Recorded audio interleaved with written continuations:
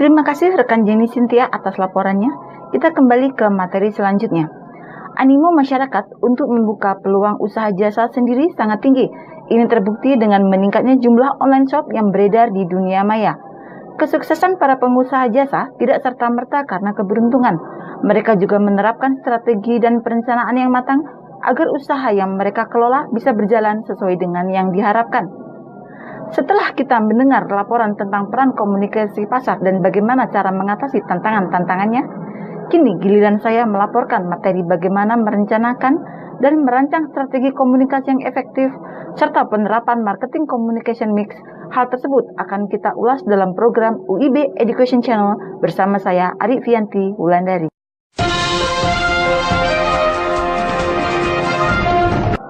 Cara untuk mempromosikan layanan jasa dibutuhkan pemahaman yang baik dan strategi yang matang, sehingga calon konsumen nantinya bisa mengevaluasi dan memahami karakteristik dari layanan jasa tersebut. Untuk itu, agar mencapai target market yang diharapkan, perlu kiranya kita mempelajari beberapa faktor yang diantaranya.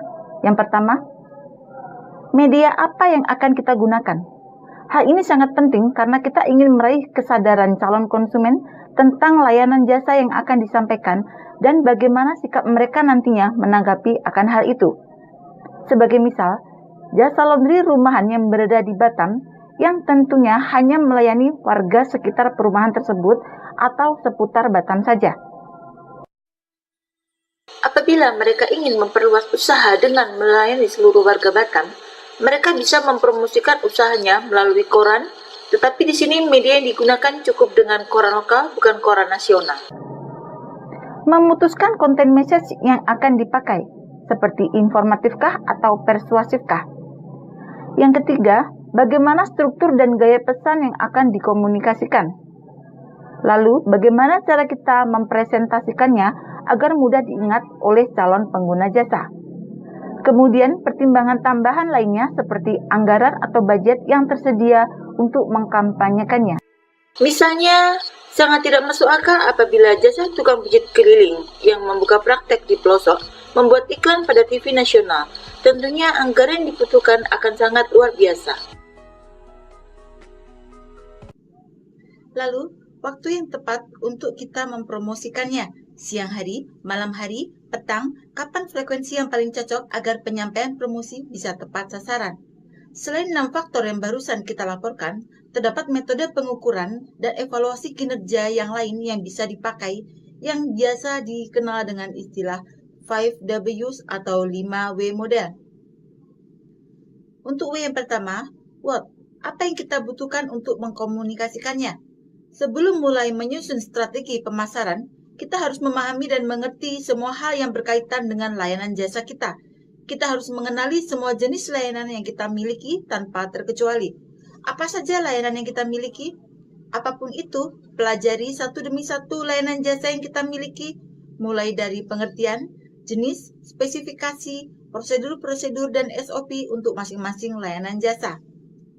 Jangan sampai terjadi kita gagap ketika menjelaskan layanan jasa tersebut kepada calon pengguna jasa, terlebih lagi ketika kita dituntut untuk melakukan presentasi. Apa saja kelebihan dan kekurangan layanan jasa yang kita miliki? Mengetahui kelebihan dan kekurangan layanan jasa yang kita miliki itu mutlak hukumnya. Kelebihan dari layanan jasa yang kita miliki adalah nilai jual yang harus kita tonjolkan ketika melakukan pemasaran. Begitu pula dengan kekurangan yang kita miliki. Ketika kita memahami betul bahwa layanan jasa kita memiliki kekurangan, maka kelebihan dari layanan jasa kita lah yang harus kita gunakan untuk menyamarkan kekurangan tersebut. Menyamarkan tidak sama dengan menutupi. Kekurangan kita tetap kita informasikan dengan menyampaikan kepada konsumen setelah semua keunggulan kita beritahukan, sehingga calon pengguna tidak merasa dibohongi dan layanan jasa kita tetap memiliki nilai jual yang tinggi. W atau W yang kedua adalah who, siapa. Dalam hal ini adalah siapa sasaran dan target kita. Setelah mengetahui spesifikasi masing-masing layanan jasa dan mengetahui kelebihan serta kekurangannya, langkah selanjutnya adalah menentukan pangsa pasar. Siapa yang menjadi target kita? Siapa yang kita prediksikan menjadi sasaran dari layanan jasa kita? Dengan cara demikian, kita bisa lebih fokus dalam memasarkan karena target dan sasarannya jelas. Selain itu, kita juga bisa lebih hemat dan efisien karena telah memiliki gambaran pasti mengenai siapa dan seperti apa sasaran yang kita hadapi. Untuk W yang ketiga, where, di mana. Selanjutnya, yang tidak kalah penting adalah pemetaan lokasi. Menentukan di mana kita harus melakukan pemasaran juga penting karena sangat berkaitan dengan efektivitas kinerja. Menentukan tempat atau lokasi pemasaran tidak bisa sembarangan. Adapun hal-hal yang harus diperhatikan agar dapat menentukan lokasi yang tepat untuk memasarkan layanan jasa kita agar lebih efektif itu antara lain, yang pertama, sesuaikan jenis layanan jasa yang akan kita pasarkan dengan kondisi masyarakat di wilayah tersebut. Kondisi yang dimaksud antara lain tingkat pendapatan, jenis pekerjaan, dan culture atau karakter masyarakat di wilayah tersebut. Sesuaikah dengan layanan jasa yang akan kita pasarkan? Jika sekiranya tidak sesuai, jangan memaksakan diri untuk tetap melakukan penetrasi pasar di daerah tersebut, karena kita hanya buang-buang waktu, tenaga, maupun biaya pemasaran. Yang kedua, pelajari kompetitor kita. Sudah adakah layanan jasa yang sejenis yang beredar di wilayah tersebut? Bagaimana penerimaan masyarakat di wilayah tersebut? Adakah celah yang bisa kita manfaatkan untuk penetrasi layanan jasa kita? Untuk dapat melakukan pemasaran di suatu wilayah yang sebelumnya telah dimasuki oleh kompetitor kita, terlebih lagi jika wilayah tersebut memang wilayah yang kita anggap potensial, setidaknya layanan jasa kita harus satu langkah lebih unggul dari kompetitor kita. Jika tidak, jangan salahkan masyarakat bila layanan jasa kita dilirik pun tidak. Menentukan wilayah atau lokasi pemasaran itu penting. Selain kinerja, kita bisa lebih efektif dan efisien karena lokasi pemasaran jelas.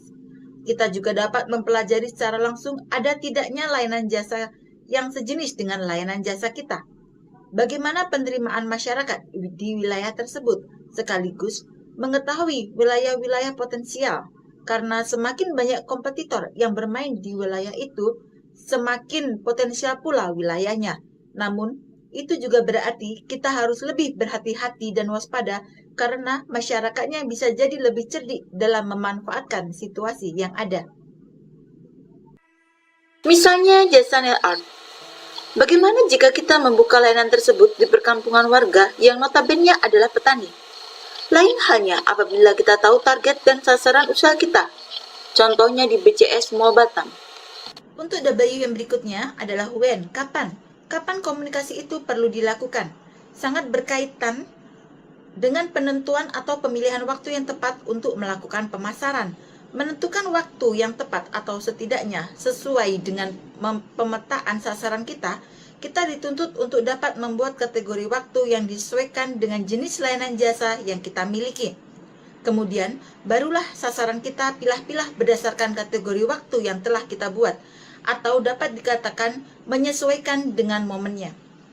Momen atau waktu yang tepat dapat mempermudah pemasaran kita, karena tingkat kebutuhan masyarakat selalu berubah-ubah, masyarakat sesuai dengan kebutuhan waktunya. Bila kita bisa lebih jeli mengamati dan memilah-milah waktu berdasarkan kebutuhan masyarakat, kita akan sangat terbantu dalam melakukan pemasaran. Pemasaran kita bisa lebih efektif dan maksimal bila sesuai dengan momennya. Kemudian, how, bagaimana? Unsur how atau bagaimana yang dimaksud adalah bagaimana cara kerja kita selanjutnya, yaitu meramu poin-poin penting dari W di atas atau yang sudah saya jelaskan sebelumnya dan bersiap untuk action di lapangan. Pemetaan berdasarkan unsur W sudah kita lakukan.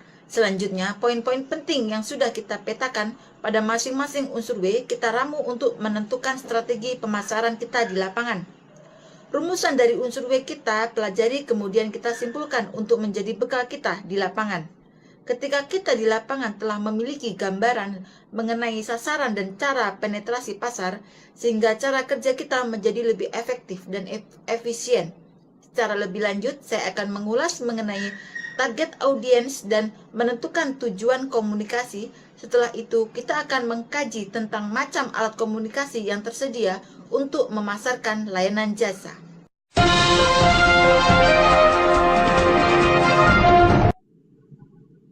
Jumpa lagi dengan saya Ari Ivianti Wulandari. Berikutnya saya akan melaporkan materi mengenai target audiens. Setiap usaha tentunya memiliki audiensnya masing-masing. Di sini kami akan memperkenalkan secara singkat tentang macam audiens yang digunakan setiap layanan jasa untuk menentukan targetnya. Yang pertama disebut dengan prospek. Di sini pasar tidak mengetahui siapa sebenarnya yang akan menggunakan layanan jasanya kelak.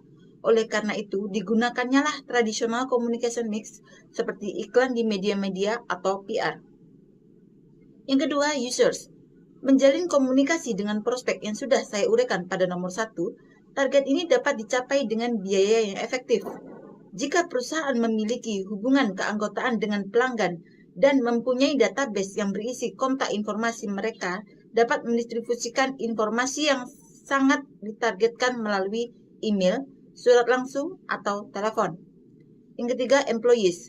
Yang berperan di sini adalah si karyawan yang bersangkutan yang mempromosikan perusahaannya dengan tidak secara langsung.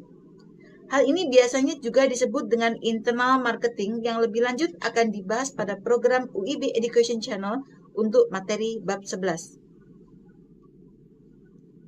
Setelah kita mengulas tentang target audiens, kemudian sekarang kita perlu menentukan apa sebenarnya yang ingin kita capai dengan target audiens tersebut. Bagian pemasaran harus jelas tentang apa sih sebenarnya tujuan mereka. Jika tidak, maka akan terjadi kesulitan untuk merumuskan tujuan komunikasi secara lebih spesifik. Pesan tepat apa yang akan kita pilih dan alat komunikasi apa yang akan kita pakai untuk mencapai si calon pelanggan. Tujuan berpromosi secara umum untuk perusahaan yang bergerak dalam bidang jasa meliputi yang pertama, menciptakan kesan yang bagus untuk perusahaan jasa mereka. Yang kedua, membangun kesadaran dan minat dalam melakukan pelayanan untuk merek-merek yang tidak begitu terkenal. Yang ketiga, membandingkan layanan antara perusahaan kita dengan pesaing, kemudian memunculkan kelebihan yang dimiliki dan keuntungan yang didapat, lalu memposisikan pelayanan agar siap bersaing, mengurangi ketidakpastian dan resiko yang dirasakan dengan memberikan informasi yang berguna, mengajarkan pelanggan bagaimana menggunakan layanan jasa demi keuntungan terbaik mereka sendiri, dan yang terakhir, memperhatikan dan menghargai pelanggan, dan lain-lain.